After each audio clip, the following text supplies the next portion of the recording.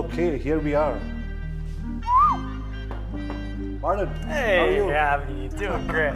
Nice. I've got my crew with me. Oh, hello. Thank you for taking the time out. We're going to do this episode. Okay, sounds Awesome. great. Let's do it. A lot of people get inspired when they listen to a new startup story. But how scary was it going in? Like, do you think and would you recommend going back? What are the 3 things that you would do differently? If someone is already producing YouTube content and has 100,000 subscribers and it's like something that we want to take to the next level, then we're more inclined to like figure out how we can make it work.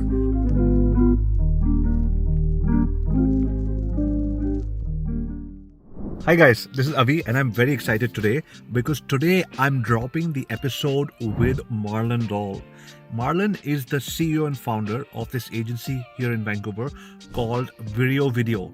And you know what? All of you people have seen so many people having video marketing agencies. Well, this guy is the OG. He still looks 21, but he started this agency ages ago, about 10 years ago.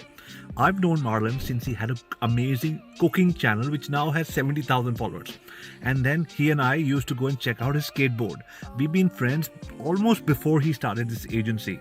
And now it's been so many years. He's got a beautiful office and a beautiful team. And he talks to me about how to start an agency, how to have a niche idea, what to do to get your first 3-4 clients, how to make your first 100,000, how his funnel works, where he gives ads in different parts of the world, who picks up the phone, what does his appointment setter do and say, his actual scripts, how he closes, how he takes care of his expenses, finances, tracking all the way till the very end. So before, during, after of the agency, behind the scenes like never before. So if you're an agency person who's been following my channel, this video with Marlon at his office is going to blow your mind away.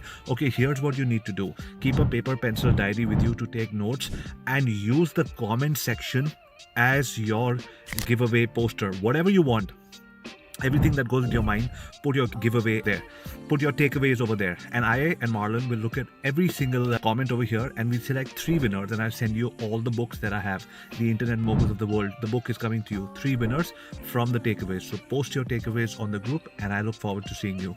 This episode is amazing and it's divided into 2 parts. So watch part 1, comment, and then stay tuned for part number 2. Introducing Marlon Doll, founder of Vireo. Have fun. Marlon, thank you for having us. Yeah. And we've been wanting to do this for a long time and congratulations, you're a dad now. Thank you. Although the same, I met you 10 years ago, you have not changed a bit. You still skateboard around town or what? Occasionally, I have the bike and the car, but yeah, gotta have a few options. Whichever gets me to the office the fastest. So which one does right now? Well, in the summertime, the electric skateboard, but everything else, the bike. Faster than the car. But I know that you got the electric skateboard. You were one of the first people who got the electric skateboard before it became a thing, right? Yeah. Yeah, I need to upgrade now, but it's been a while. Awesome.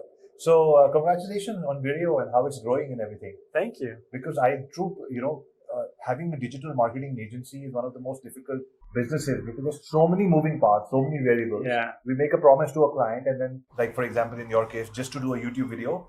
And my God, everybody has a different expectation, the color, the grading, the editing and all of that. But Definitely. to be able to then build a business from there. And I remember you were one of the first people who introduced me to Vidyard. And after that, I recommended it to only about 10,000 more people.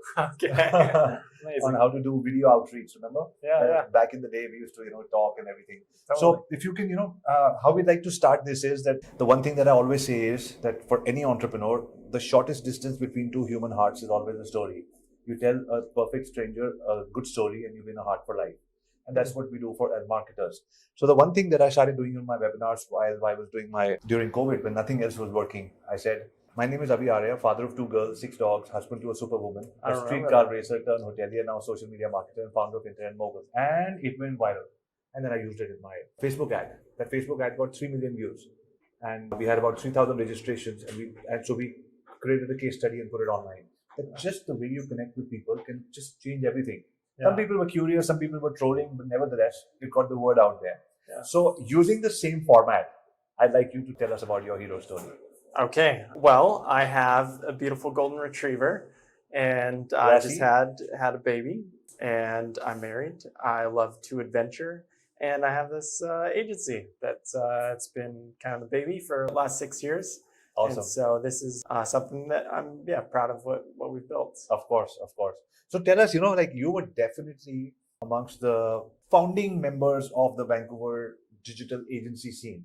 People were like, maybe agencies were somewhere in New York, Los Angeles, whatever, Vancouver, but not the agency thing.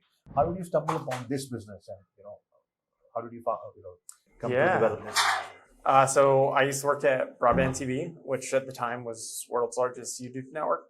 And my job was managing and teaching creators how to grow. And then while doing this, I thought, well, I probably should have my own YouTube channel to practice what I preach. And so started doing that. Got my first 5,000 subscribers pretty early on. And so I was asked to do a talk. It was at Internet Masterminds. Right, and then did the talk, and someone asked me to do some consulting for it, and so did some consulting. But it was my goal to be the most knowledgeable person about YouTube at BBTV. And so I just I paid for courses, I did my own research, read books, all along marketing. And then people came in and started inquiring to do some private consulting. And then I thought, okay, well, there's clearly a need for businesses that would invest into creating great video content, but then not really get much viewership or not reaching the audiences that they want. And so applying the practices that were working for creators to build and grow audiences to businesses that want to get in front of their ideal target audience. And so, just started finding the right people to bring together and make something happen. Awesome. A lot of people get inspired when they listen to a new startup story. But how scary was it going in? Did you think, and would you recommend going back? What are the 3 things that you would do differently? Oh, interesting. I think I would have tried to hire for certain positions earlier. So I was very frugal to make sure that there was enough funds to keep it going. But placing some of those investments a little earlier on, I think that would have been good. But I don't know if there's a lot that I would change, but it certainly was, nerve-wracking, quitting my job. At the time, I was doing the YouTube channel, the job, and also now taking on some clients. And so it was a lot. It's 3 a.m. nights doing a lot of this stuff myself. So in a way, doing the stuff myself and doing all aspects of the business, while I say hiring earlier, it was also helpful in being able to learn all aspects of the business, because then I could then hire the right people and train and create SOPs for it. Right. So outreach. So I remember you were one of the first people who told me about Vidyard. And like I said, after that, I recommended it only to about 10,000 more people. Yeah. Because to send out but the thing was, people were very fearful, even now. How should I put myself on camera and all of that? So they'd rather still send in 2023 a boring email and saying, I'm working very hard on outreach. So can you give us a few tips on, you're getting started, you have a limited budget, your first 2-3 clients can give you that make or break confidence that you need. So can you just tell our listeners, startups, agency owners, on what would you describe as a video outreach strategy using Vidyard? Oh, well, I can't say I've used Vidyard in a while, so I don't know if I can speak to that great. But when we do outreach, we try and always personalize it. So we're not doing a lot of outreach now. It's actually most of the stuff comes in inbound. Lovely. So that's how does it feel to say that? It feels great. It's not begging. Right. People coming in. Right. And so it's either so we do have ads, but then there's our SEO and blog content that brings people in. But then we actually have people have written about us, and so we get a lot of referrals. Just known as listicles, top YouTube marketing and top YouTube advertising agency. And some of the best clients that we've had come through that. Nice. And then just word of mouth and referrals. But in the beginning, it was reaching out to people with not mass reach out, very personalized pitch, because I'm sure you experience it. I get so many emails every single day inquiring, reaching out for a different SEO service or actually sales outreach services, just people pitching. Most of it goes to spam, but still 4 or 5 emails every day for trying to pitch a service. And so if it's not personalized, it kind of just goes into spam. Right. So at this point, a lot of startups would like to know, okay, so I'm going to, what have you learned right now from Marlon? Listicles, people talking about you as one of the best agencies in a particular field, going out for talks, outreach. Now there are 2 components to this. I can use Facebook ads to get people, or YouTube ads to get people. That's inbound leads. I can use a software and start doing outreach. I can hire somebody, say, okay, you're going to do 10 outreach messages a day. YouTube ads are working. And I can sponsor a talk.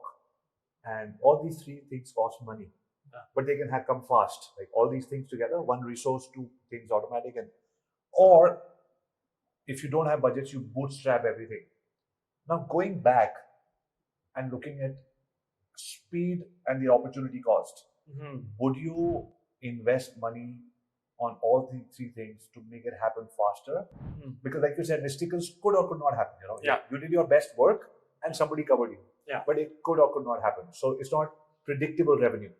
So what in 2023, if somebody has limited cash flow, what would you suggest? Go pay because paid can get results faster, or just go the organic way, do your good work, and people will find you. I think it would depend on the value proposition. So if like a general, first I would go niche for whatever. If building an agency or whatever value prop is like, start niche. If you're trying to do everything, it's going to be really hard to get customers that way because there's so many people who offer better specialized services. Right. Personal branding for skateboarders. Sure. Right. Yeah. Okay. If there's a market for right. it, if there's market demand. Sure. But I'd say overall the things that we've done that I guess I didn't really mention was just putting like myself as an introvert, putting myself out there, going to events, going to different workshops and meeting people. Like so building that network and then the confidence to be able to speak on the services and just connect with other business owners. Like that was probably the most valuable thing, both for me in developing myself, but also in connecting like some of our biggest clients that we've had have come from just personal relationships that have developed, and often those were in a speaking training course or at different conferences, and so that would be probably a great way to go, is just building up personal network. So two things over here, Marlon. So you said going out to these events, and somehow people are always in a hurry, and there are very few people who are ready to listen. Although the art of networking is to listen to the other person, give him or her the importance, and see how you can serve them. And automatically, the next question is, hey, what do you do? But in this fast-paced world, you leave your office, you go for a networking event after an event, you have, a couple of people have had a few drinks and all of that. Is there like a specific line you think that works? Like, hey, I'm Marlon from, this is Marlon and Lassie from Vireo, and we help you look like a rock star so you can get 3 more leads a day. Something as crazy as that. Is there a line that you have? Yeah. We say we help convert viewers into customers because it doesn't have all the social proof baked in. We have longer versions of that, but sure. It's the main thing that we do. So people build audiences, but then don't know how to then convert them or even growing that audience. And so that's like kind of our tagline. Right. I love it. Yeah. So do you have something called, like we have something in the office called the monster avatar? These are customers we don't want to work with. They're people who don't pay or don't pay on time or they don't understand us and always want something else because they don't know who they are. We're like, here are the 5 kinds of avatars we're not going to work with, and everybody else could be your customer. Over the years of 6 years, do you know who not to work with, and do you think that's important to have?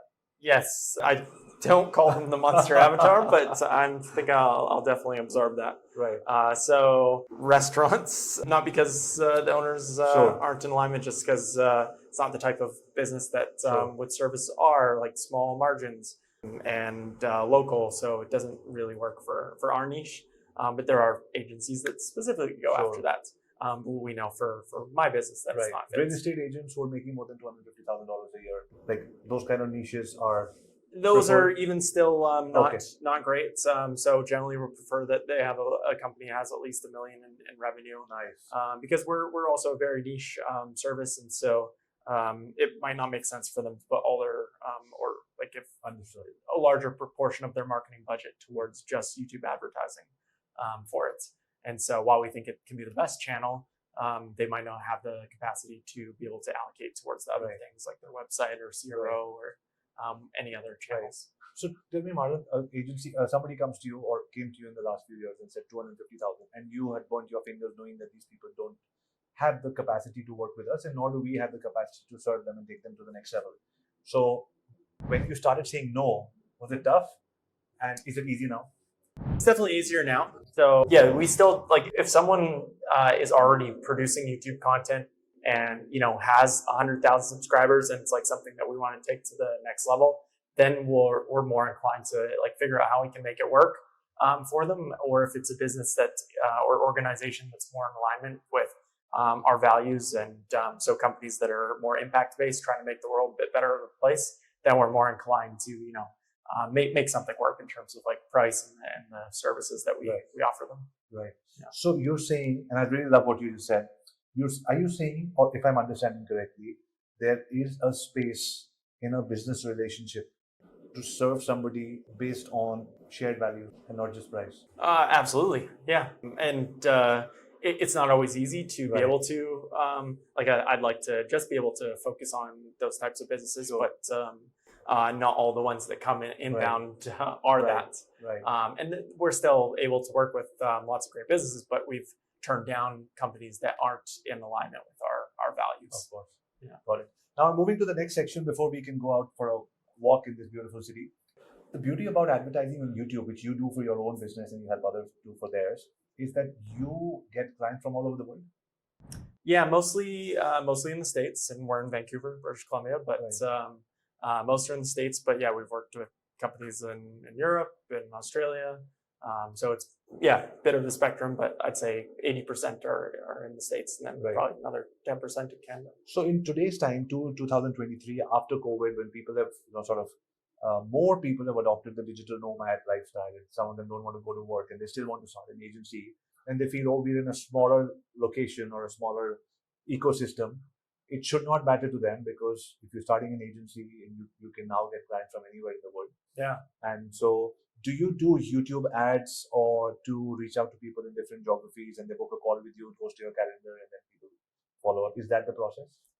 So in terms of intaking new customers, so we have like a consultation form. So they'll request a consultation. We'll have initial talk, provide some value on the call, and then see if they're a fit. We'll do a bit of a discovery. From there, we'll go to a proposal. But yeah, we don't need to be in the same room with them. Like I've only done one proposal in person. Wow, I love the that. entire time that I've been doing the business. For 6 years, that's face to face only one. Yeah, well, I've been face to face with some of the customers more time, but yeah, the majority has been online. Online. That is fantastic. Yeah. So I studied before I came in here, I studied your entire funnel. I actually called it as well, and I spoke to the guys just to understand how it works. So I understand, and I can interview you, come to develop this. So I see that every time that an email goes out or an inquiry comes in, you send an email back with lots of value. Some of your videos and saying, while you're waiting and we're analyzing your form, this is a video and all of that. So when the form comes to you, you say if you get 100 leads a month, what percentage of leads do you reply back and politely decline because just looking at it for 10 minutes knows they're not the right fit?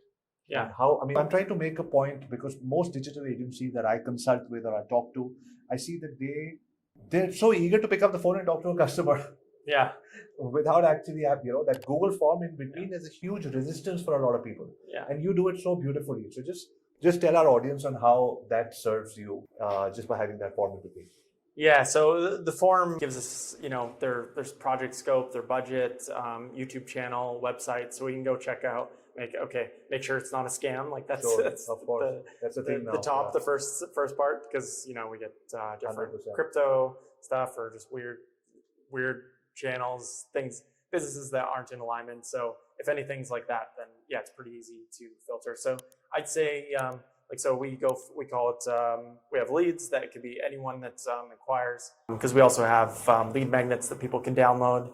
And then we have MQLs, so marketing qualified leads, if they if they basically request a consultation. SQLs, sales qualified lead, if we reach out for a phone call.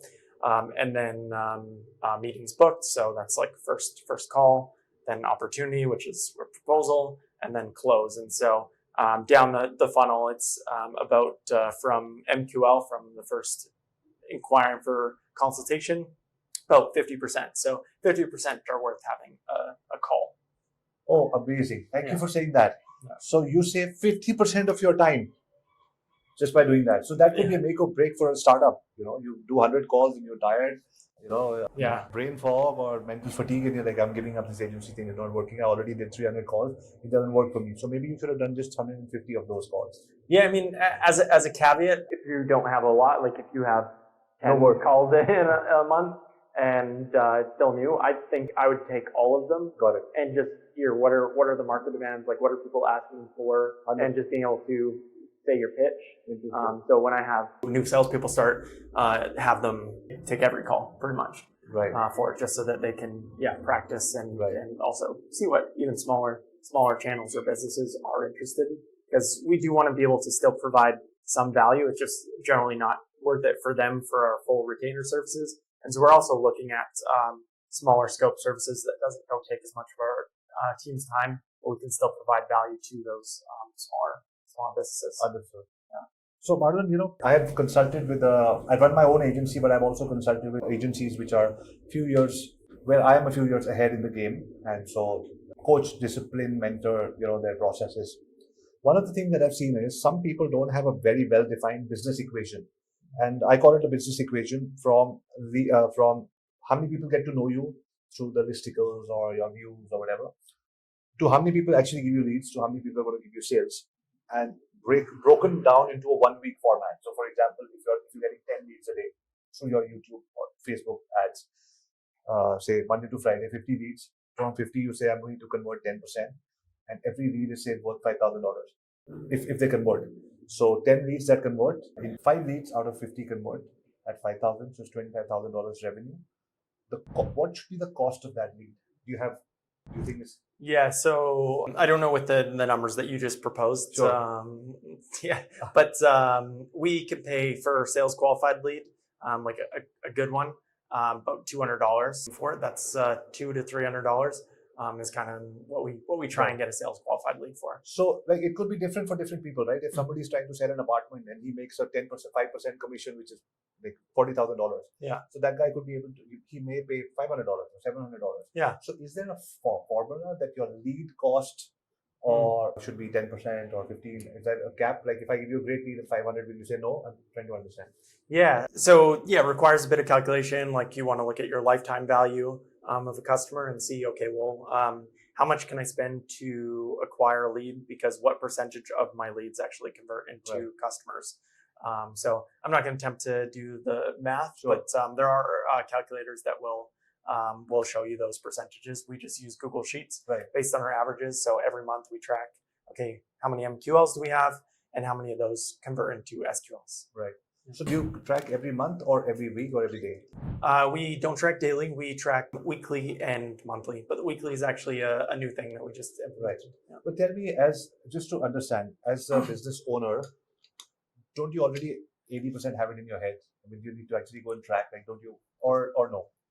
Like, we don't need to make a lot of adjustments, but the tracking is helpful to know just if we need to make improvements, if there's a big drop, like why is there a drop? Because often, like now I have a marketing manager and a sales manager, so they have a better perspective, and so it also helps to give me a better perspective on when things are going really well and when we need to fill up our pipeline value.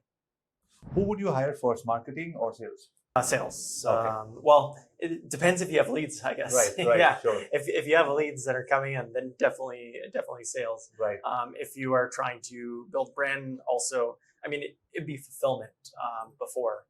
So being able to fulfill, but it really depends what your zone of genius is for it, and what are the missing gaps.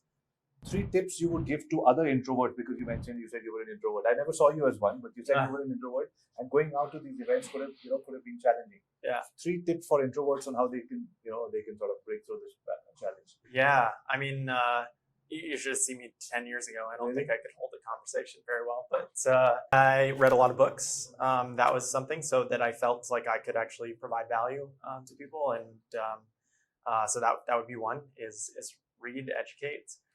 For it. Then put yourself out there, like get comfortable with the discomfort for it, and then be curious for it. So curious about other people and what they're doing, like genuine curiosity.